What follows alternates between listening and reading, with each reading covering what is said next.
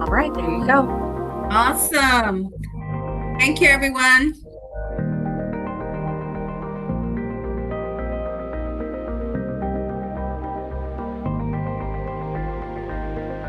Okay, now, Marina, can you hit play? And here we go. Welcome to Civil Rights Training for Federal Fiscal Year 2024. This course satisfies annual civil rights training requirements for the Supplemental Nutrition Assistance Program Outreach Partnership, otherwise known as SNAP-O. Since civil rights training requirements may vary according to the services your agency offers, the Coordinated Hunger Relief Program, or HRP, recommends checking program regulations or consulting with a program specialist to determine training requirements for non-HRP programs.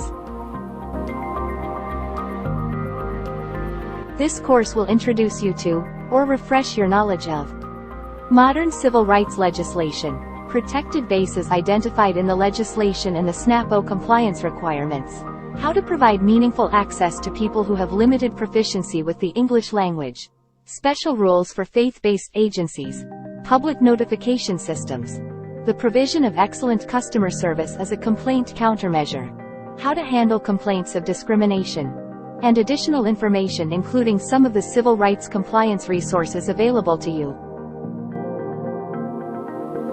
Civil rights are the rights guaranteed to individuals by the state or federal constitutions, by statute, or by any other law. The Civil Rights Act of 1964 prohibits discrimination or different treatment which makes a distinction of one person or a group of persons from others, either intentionally, by neglect, or by the actions or lack of actions. Protected classes and programs and activities receiving federal financial assistance include race, color, national origin, age, sex, religious creed, political belief, and disability. Title IX of the Education Amendments of 1972 prohibits discrimination based on sex under any education program or activity receiving federal financial assistance. Section 504 of the Rehabilitation Act of 1973 prohibits discrimination based on disability. Age Discrimination Act of 1975 prohibits discrimination based on age in programs and activities receiving federal financial assistance. The Food Stamp Act of 1977, as amended, prohibits discrimination in any aspect of program administration against any applicant or participant based on age, race, color, sex, handicap, disability, religious creed, national origin, or political beliefs. The Civil Rights Restoration Act of 1987 clarifies the scope of Title VI of the Civil Rights Act of 1964 and related laws to ensure non-discrimination in all programs and activities, regardless of individual program funding sources. The Americans with Disabilities Act of 1990 prohibits discrimination based on disability in all services, programs, and activities provided to the public by state and local governments, except for public transportation services. The terms protected base and protected class are used interchangeably during conversations about civil rights, but there is a difference between a base and a class. A base is an actual trait or characteristic a person has. For example, the base driver could apply to a person who drives their car to work. Another base, bicyclist, can refer to people who ride their bicycle to work. A class is made up from all the people who share a certain base characteristic. So, people who drive to work belong to the class, drivers. Likewise, a bicyclist belongs to the class, bicyclists.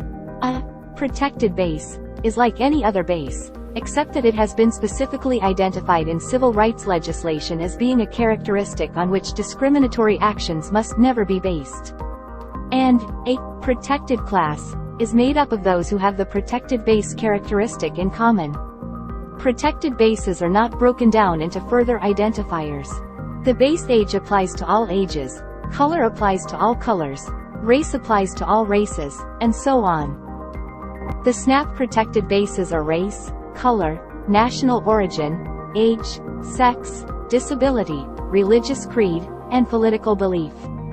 What is discrimination? Discrimination is different treatment which makes a distinction of one person or a group of persons from others, either intentionally, by neglect, or by the actions or lack of actions based on a protected class. So now, let's consider people who need help but are not fluent or proficient in English. We refer to these clients and prospective clients as having limited English proficiency or LEP. The objective of LEP policy is to overcome communication barriers and to provide LEP clients with the same opportunity to participate in our programs as English proficient clients have. When an agency fails to provide reasonable language assistance, the agency may be seen as discriminating on the basis of national origin. So, it's vital that your agency take reasonable steps to assure meaningful access to services for all clients, regardless of English language skills. The actual steps that are reasonable are not plainly defined, since something that's reasonable for a large regional food bank may not be reasonable for a SNAP community partner operating on resources that are more limited. To determine what the reasonable steps to assure meaningful program access are for your agency, look back on the language use of clients you've helped in the past and the frequency with which you have contact with LEP persons. Then, use the historical data to help plan for your LEP needs. Keep in mind that the greater the number or proportion of LEP persons your agency serves and the more frequent your contact with LEP clients is, more likely language services will be needed. We also want to consider how important the program is to people's lives.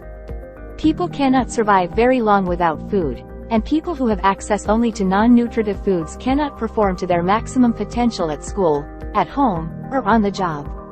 So, SNAP-O activities and services are considered critical programs. Finally, evaluate your agency's resources to determine if coming into compliance with LEP requirements or aspects of providing language assistance services would create an unreasonable strain on the agency. When looking at resources, take everything into account. Dollars and equipment are obvious resources, but the number of people you have on staff and their individual language skills could also make an impact on your determination. You can use specific questions to begin your agency's self-assessment. When you need a certain piece of information, use available resources to save time and make the determination easier. By tracking language usage, agency records will contain information that allows you to establish baseline numbers. To help with learning more details about your local area, the U.S. Census Bureau, school districts, and other agencies can be valuable resources. One helpful resource to highlight when searching for information about Arizona communities is the Census Bureau's American Fact Finder. It can be accessed online at https://data.census.gov. To assess your frequency of contact with LEP persons, use the same technique as before. Examine historical data, community information, and agency projections.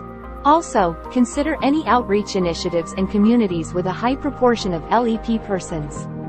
A new outreach campaign may increase the likelihood of language assistance services being needed. The next question to ask yourself is how important the program is to people's lives. We know that nutrition programs are critical. Everyone, regardless of wealth, status, or background, needs to eat.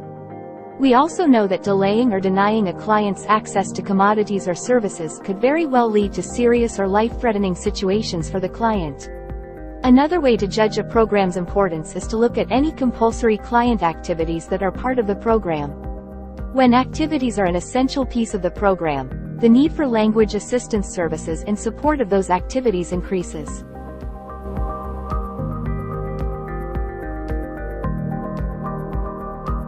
If you've determined that there is a need for a higher level of language assistance services but found that the resources you would need to expend to provide the services could cause damage to the agency's health, explore other options like resource sharing. Collaborating with other agencies when developing language assistance materials can save time and money for all agencies involved. If the agency doesn't have enough resources to develop LEP material and you cannot locate a collaboration opportunity, you must be able to substantiate the claim of insufficient resources when there is a potential service that could be limited. Be sure to work with your HRP program specialist to discuss the agency's resource and collaboration barriers. The HRP may have access to resources that can help prevent unnecessary limitations when providing critical services to LEP clients.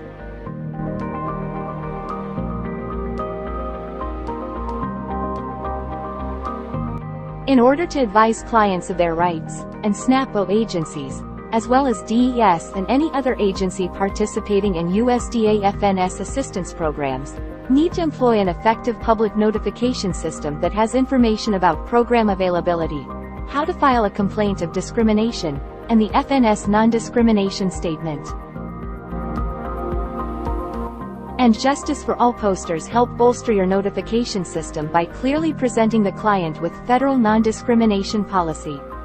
And Justice for All posters must be prominently displayed in the original size of 11 inches wide by 17 inches tall. Full color or grayscale displays are allowable. However, the HRP strongly encourages agencies to use the full color option, whenever possible. The poster needs to be seen where the service is being provided. Program availability notification varies slightly according to the services you provide. A SNAP community partner would include its hours of operation, the phone number, and a non-discrimination statement. Fitting SNAP eligibility policy on the flyer would present something of a challenge, but the client isn't visiting the partner to become certified to receive benefits, they're visiting to get information about the program and for help with the application and certification process.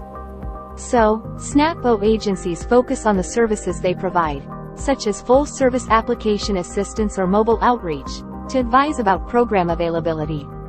SNAP community partners may also add program-specific information, as allowed by available space and campaign objectives.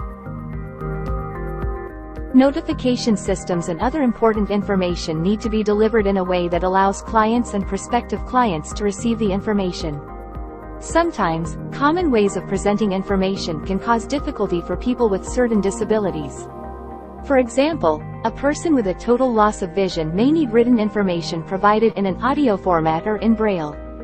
A person with a partial loss of vision may not need audio or Braille and may be comfortable seeing the same information in a large print format.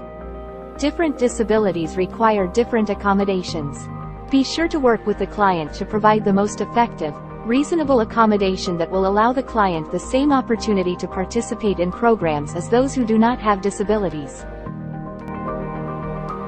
If the client notices a document that is critical to program participation, such as applications, complaint forms, notices which impact benefits, accessibility for disabled or hearing impaired individuals or free language access for LEP clients, disqualification, ineligibility and fair hearings, the full NDS is required.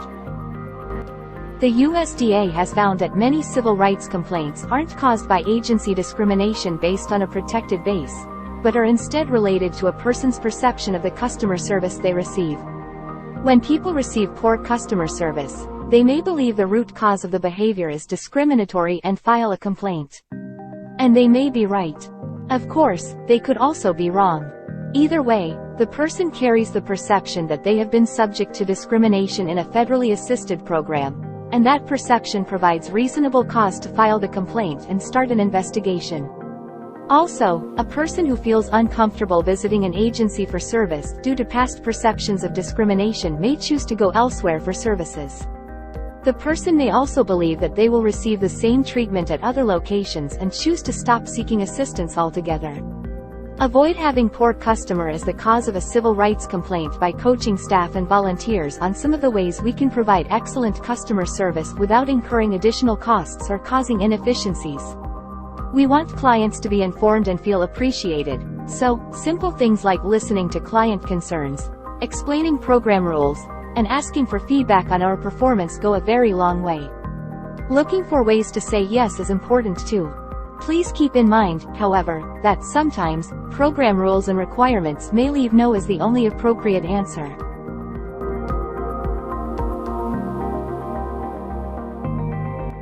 It does not need to be a client or prospective client who files a complaint of discrimination against your agency.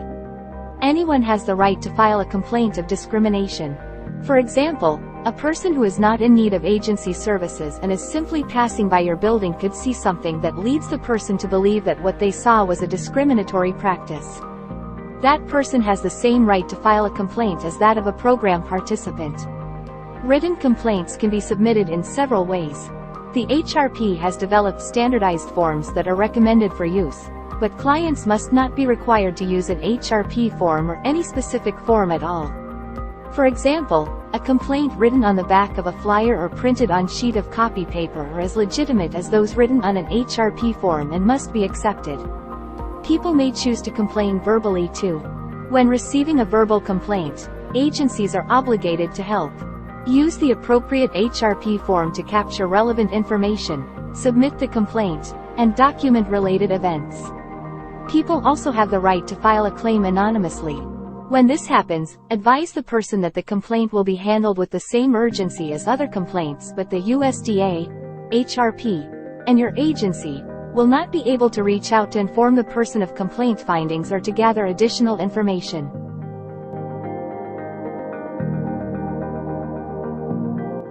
Form HRP 1014A is used for complaints against agencies participating in SNAP outreach. The primary concern is to capture the information needed to begin the investigation. The full USDA FNS non-discrimination statement can be found on the USDA website. English and Spanish versions are available as PDF downloads. The full USDA FNS non-discrimination statement can be found on the USDA website. English and Spanish versions are available as PDF downloads. The short non-discrimination statement is used for smaller materials. In its entirety, the short statement is, "This institution is an equal opportunity provider." When using the short statement, be sure the size of the text is no smaller than the text in the body of the piece. Remember, reinforcement items do not need to carry a non-discrimination statement. FNS Instruction 113-1 is a critical civil rights compliance document. It outlines the information we're covering today, as well as potential enforcement actions that can occur when agencies do not comply with civil rights requirements. FNS 113-1 is suggested reading for all agency staff and volunteers, especially those in a civil rights coordination role. It can be found on the USDA website at the link on the screen. When an agency participates only in SNAP-O, they will hang the blue AD 475B and have Form HRP 1014A in stock. Remember, all agencies must maintain a civil rights complaint log. Civil rights training requirements for all HRP programs are the same. Training must be taken every year and is mandatory for frontline staff and volunteers. New employees and volunteers should take the training before beginning frontline service. The term, frontline, means those who work directly with the public. Training is also mandatory for the supervisors of frontline staff and volunteers.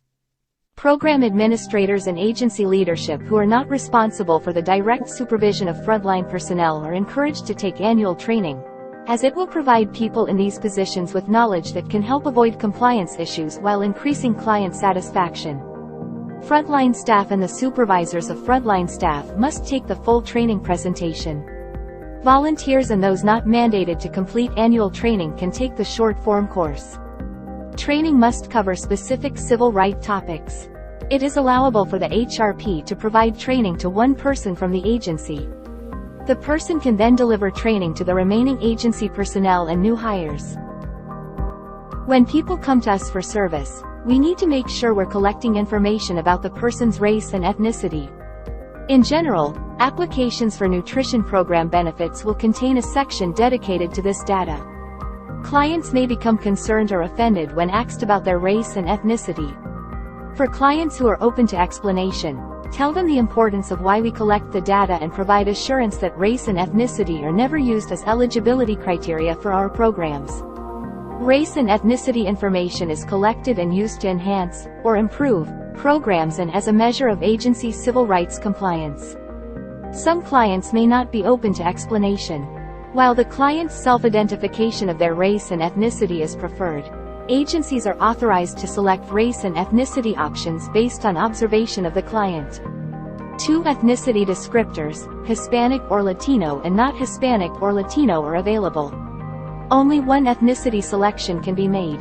5 race options exist: American Indian or Alaska Native, Asian, Black or African American, White, and Native Hawaiian or other Pacific Islander. The number of selections for race is not limited. In all cases, providing race and ethnicity is optional for the client. Agencies must not require the information to be furnished. Limiting or denying services based on a client's choice not to disclose race and ethnicity information is explicitly prohibited. You may encounter a client who has provided what appears to be questionable information. Keep in mind that client-provided race and ethnicity data must not be second-guessed or questioned. Compliance reviews provide the opportunity to identify and correct deficiencies. The HRP is responsible for reviewing civil rights compliance of SNAP community partners and regional food banks. The regional food banks are responsible for reviewing the compliance of sites under their authority. A USDA or HRP compliance review can happen at any time. When your agency has been selected, the office performing the review must provide you with a written report of findings along with recommendations to correct deficiencies. Agencies not in compliance with civil rights regulations are ineligible to receive federal financial assistance. Since SNAP-O depends on federal funding, falling out of compliance may cause significant damage to the health of the agency and, depending on the severity of an incident, the damage could extend to other agencies or programs even if the entire incident ends up being just a small misunderstanding. When an agency is found to be out of compliance, it will receive a written notification of the reasons, or findings, causing the determination of non-compliance as well as recommendations on corrective actions. The HRP works with non-compliant agencies and tries to achieve voluntary compliance. Agencies are allowed 60 days to implement corrective actions. When the agency is not able to correct non-compliance in 60 days, the HRP will elevate the facts of the issue to USDA FNS for further review and action. The Coordinated Hunger Relief Program thanks you for participating in Civil Rights Annual Training for Federal Fiscal Year 2024. We encourage you to reach out whenever you need guidance on civil rights compliance or would like to know more about civil rights for HRP-administered nutrition programs. Please also contact us if you would like this presentation sent to you in an alternative format.